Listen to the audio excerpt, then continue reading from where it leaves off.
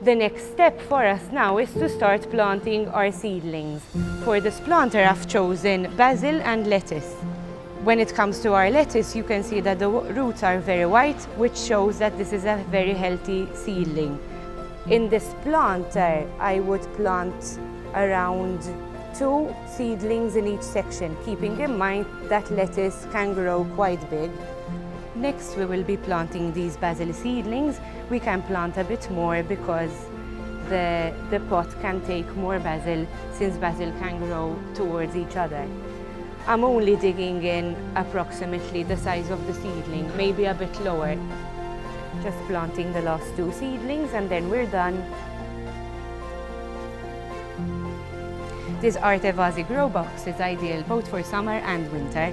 In winter, you can cover the planter using this plastic cover, which also has ventilation holes.